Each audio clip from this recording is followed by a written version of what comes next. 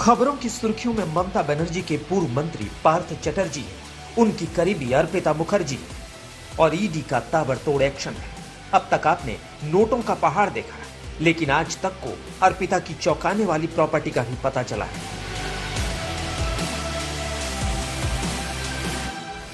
आज तक को अब पार्थ चटर्जी और अर्पिता मुखर्जी की शांति निकेतन में ज्वाइंट प्रॉपर्टी का पता चला है, जो एक फार्म हाउस के रूप में है। जी हाँ, 10 कट्ठे में 2012 का ये फार्म हाउस महज 20 लाख रुपए में खरीदा गया। लेकिन सबसे बड़ी बात, फार्म हाउस का नाम खरीदने के बाद अपा रखा गया, यानी अर्पिता और पार्थ का नाम मिलाकर। ये फार्म हाउस जब 2012 में खरीदा गया था, उसके बाद आप देख सकते हैं उसका नया नामकरण किया गया था और नाम रखा गया था ओपा। बांग्ला में इसका नाम है ओपा, जिसका मतलब है अर्पिता और पार्थो, दोनों के इनिशियल्स, अर्पिता का अ और पार्थो चैटर्जी का प, ये दो मिला के अपा बनाया गया था नाम, और वही रखा गया है। और आप देख भी सकते हो, उस विजुअल्स में हम लोग दिखा रहे हैं, जो नेम प्लेट है बिल्कुल गेट पे साइनेज है, वहां पे लिखा है बांग्ला में ओपा, यानी अर्पिता और पार्थो। और यही अभी ईडी के स्कैनर में है, जितने भी इस तरह के प्रॉपर्टीज है। बाकी प्रॉपर्टीज का खुलासा पिछले कुछ दिनों में हुआ है और बार बार उन प्रॉपर्टीज में ये देखा गया था कि वो अर्पिता मुखर्जी के प्रॉपर्टीज हैं। दस्तावेज यही साबित कर रही थी, लेकिन ये एक प्रॉपर्टी है जहां पे दोनों ने मिलकर, अर्पिता मुखर्जी और पार्थो चैटर्जी दोनों ने मिलकर ये प्रॉपर्टी खरीदा था। ये पहली बार हम देख पा रहे हैं और इसके साथ साथ ये भी साबित हो जाता है कि कितने गहरे उनके संबंध थे। 10 साल का संबंध, 2012 में ये प्रॉपर्टी खरीदी गई थी, दोनों एक साथ खरीदी। साफ है, ये रिश्ता कुछ कहलाता है। एक मॉडल और एक राजनेता का गठबंधन करोड़ों के वारे न्यारे कर रहा था।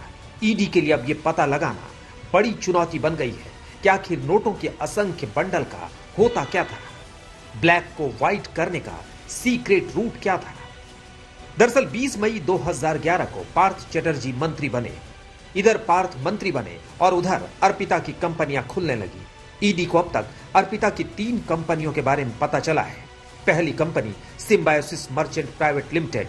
अर्पिता 21 मार्च 2011 को कंपनी की डायरेक्टर बनी। दूसरी कंपनी सेंटी इंजीनियरिंग प्राइवेट लिमिटेड, वही कंपनी जिसकी डायरेक्टर अर्पिता 9 नवंबर 2011 को बनी। तीसरी कंपनी अर्पिता इच्छा एंटरटेनमेंट प्राइवेट लिमिटेड 2014 में कंपनी बनी और 19 अक्टूबर 2014 को अर्पिता डायरेक्टर बनी।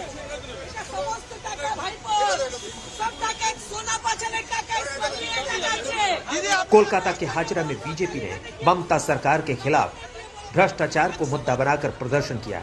बीजेपी के कई नेताओं को हिरासत में लिया गया। कोलकाता के हाजरा मोड़ पे बीजेपी के जो प्रदर्शनकारी थे, उनको कोलकाता पुलिस यहां से उठा रही है।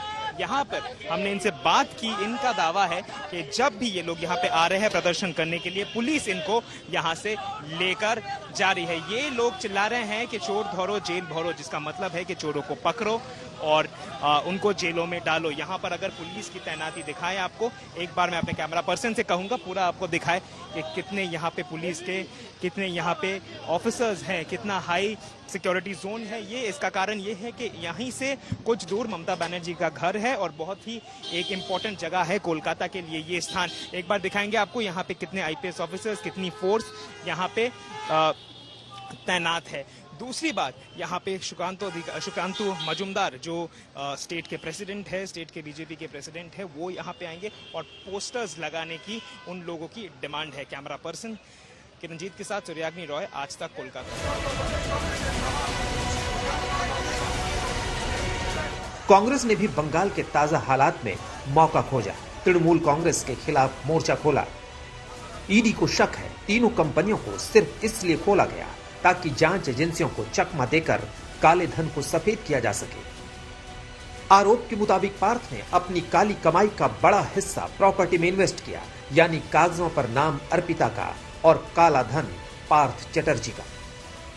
अब पार्थ का यही काला धन ममता बनर्जी और तृणमूल कांग्रेस की छवि को धूमिल कर रहा है, जिससे बेदाग निकलना आसान नहीं होगा। शांति निकेतन से इंद्रजीत कुंडू और कोलकाता से सूर्याग्नि रॉय के साथ आज तक ब्यूरो।